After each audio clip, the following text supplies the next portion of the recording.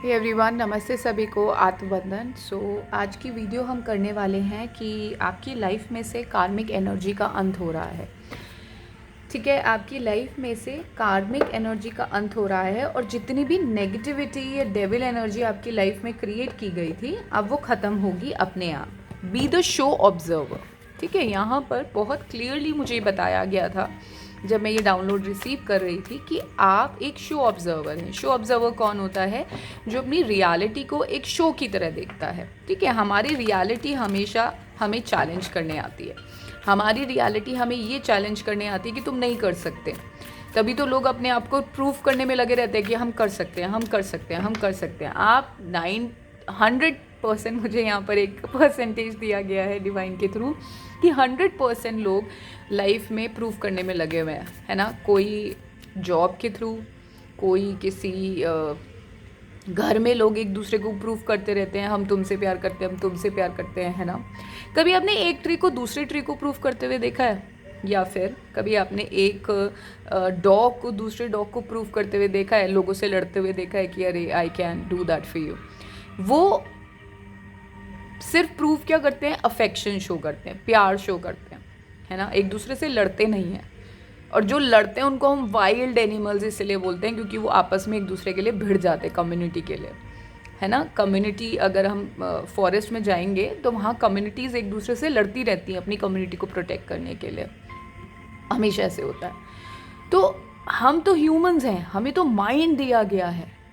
वो एनिमल्स हैं तो उनको मुंह से लड़ाई करनी पड़ेगी, उन्हें हाथ पैरों से लड़ाई करनी पड़ेगी, है ना।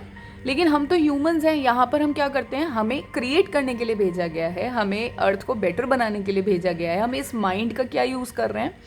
लोगों को मैनिपुलेट कर रहे हैं, माइंड गेम्स खेल रहे हैं, प्रूव करने में लगे हुए हैं आई लव यू और आई एम द वन, और या फिर मेरे जैसा कोई नहीं है, आई एम द गोट, है ना। आजकल ये वर्ड बहुत चल रहा है, I am the GOAT, I am the alpha, I am sigma. तो मुझे बहुत हंसी आती है इन चीज़ों के ऊपर कि जब आप नेचुरली फ्लो नहीं करते हैं, जब आप ये प्रूव करने में लगे रहते हैं लोगों को कि आई एम समथिंग, तो आप हमेशा अपनी लाइफ में कहीं ना कहीं ज़रूर लैक करते हैं, आपका माइंडसेट लैक करता है।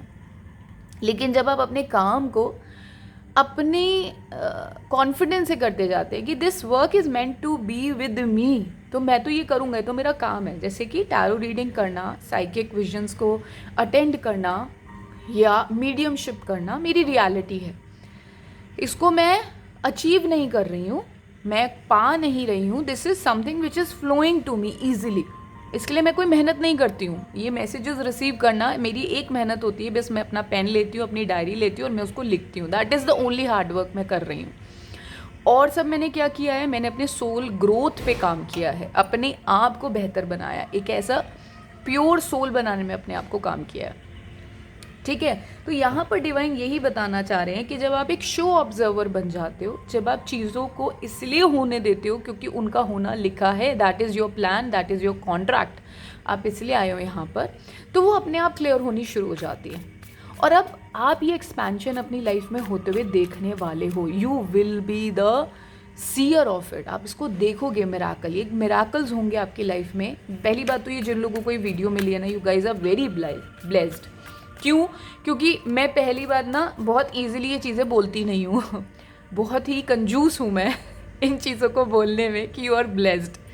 क्यों? क्योंकि अगर मैं बोल दूँगी, देखिए पहली बात तो ये कि एवरीवन इज़ ब्लेस्ड, लेकिन लोग फील नहीं करते हैं।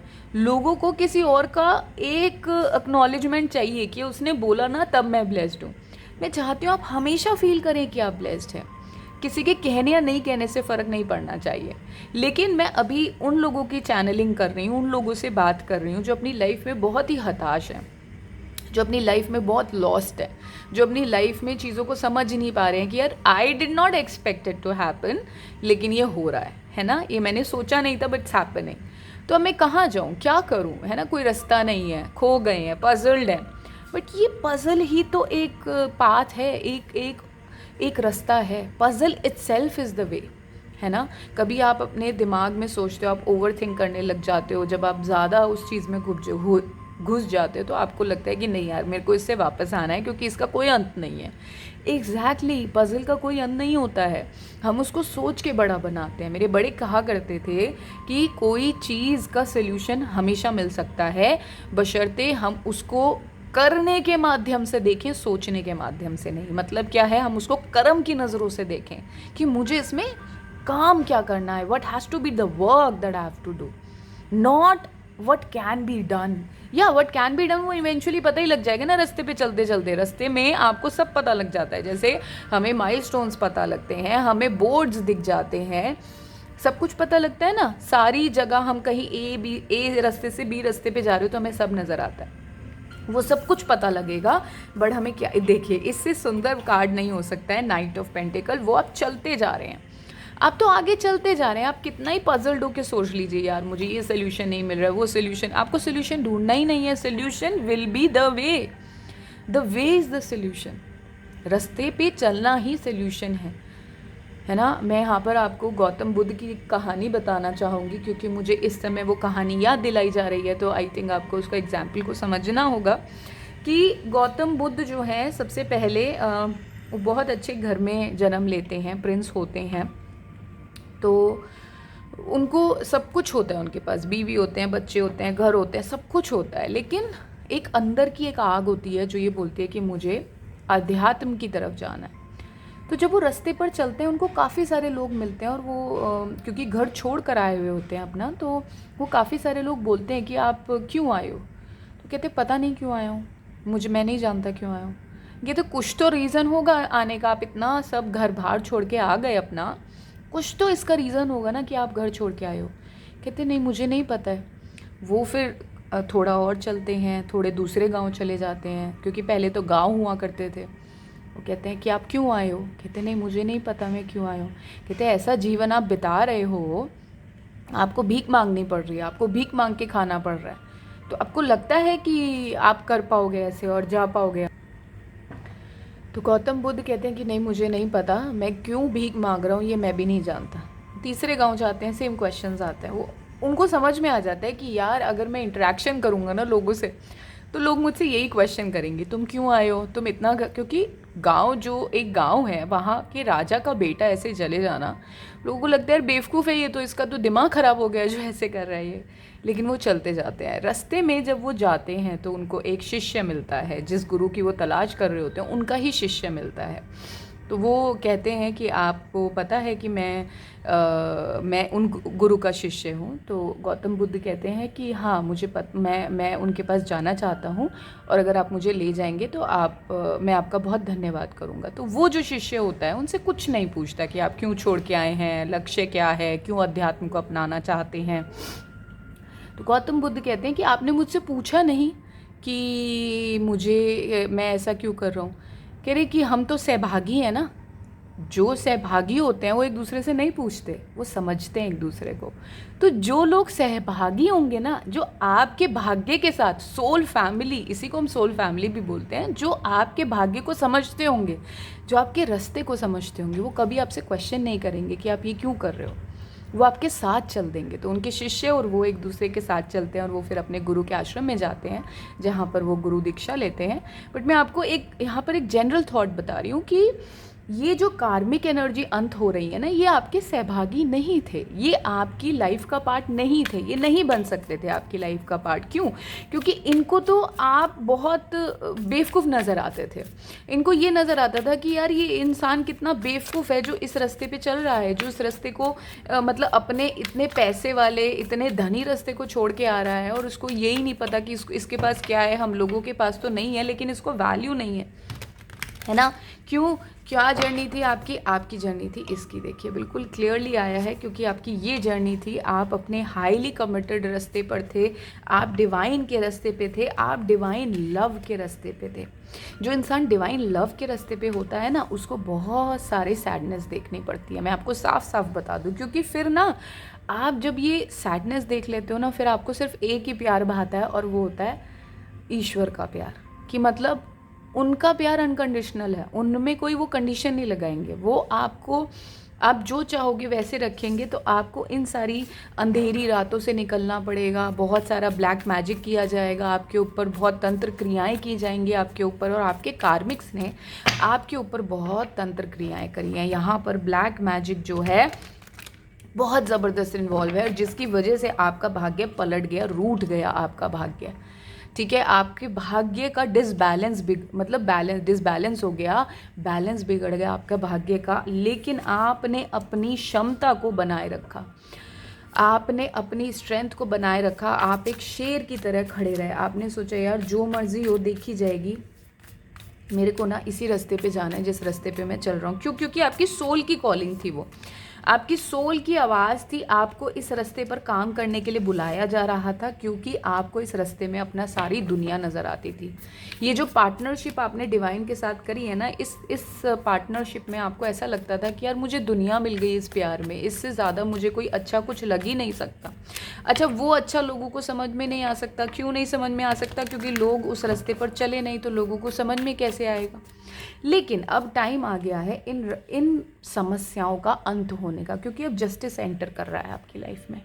ठीक है, जस्टिस एंटर कर चुका है या जस्टिस एंटर कर रहा है। 11 नंबर की एनर्जी बहुत ज़बरदस्त है, क्योंकि यहाँ पर भी मैं 11 देख रही हूँ, अपनी स्क्रीन पे भी मैं 11 देख रही हूँ, 11 भी देख रही हूँ। आप ज़बरदस्त को क्रिएटर बनने वाले हैं, पहली बात तो आप यहाँ लिख लीजिए।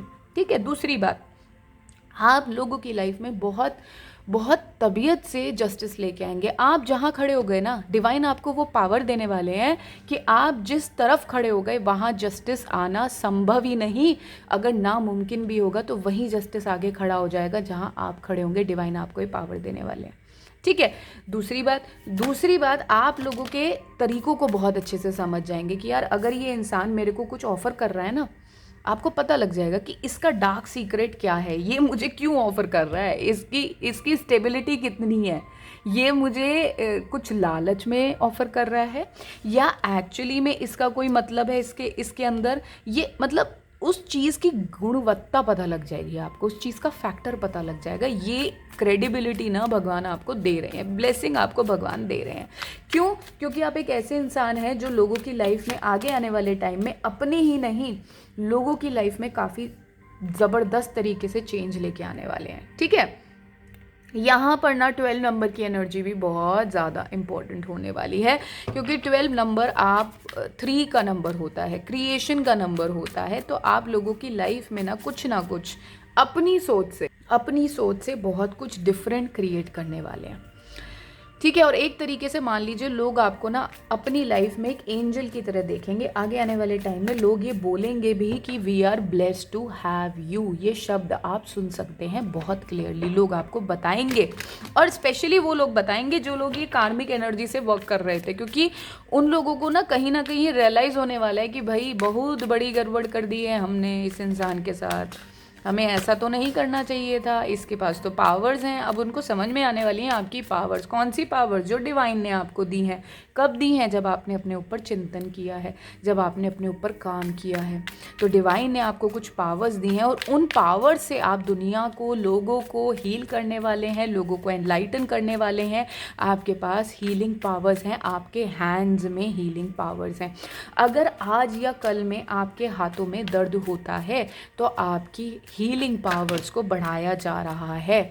ठीक है, आपकी हीलिंग पावर्स को बढ़ाया जा रहा है। आपके अंदर ऐसे सूत्र आने वाले हैं, आपके अंदर ऐसी ऊर्जा आने वाली है कि आपकी एनर्जी को सेलिब्रेट किया जाएगा। आप जहाँ जाएंगे ना, आपकी एनर्जी को सेलिब्रेट करने वाले हैं लोग। ठीक है, अब यहाँ पर मैंने एक बात बोली थी कि कार्मिक एनर्जी का अंत हो रहा है। कौन सी कार्मिक एनर्जी का अंत हो रहा है? ये वो कार्मिक एनर्जी का अंत हो रहा है जो आपके आगे चॉइसेस के रूप में लाए गए थे। ये इंसान रूप में भी हो सकता है कि भाई तुम इससे शादी कर लो, उससे शादी कर लो, ऐसे भी हो सकता है। ये जॉब रूप में भी हो सकता है, अरे ये वाली जॉब अच्छी है, अरे वो वाली जॉब अच्छी है, वैसे भी हो सकता है। ये घर के रूप में भी हो सकता है कि ये घर ले लो, वो घर ले लो, depending upon your situation. But यहाँ पर मेरे को चॉइसेस का बहुत ज़्यादा एविडेंस है कि आपको कुछ चॉइसेस में डाला गया था जो डेविल पावर की एनर्जी थी।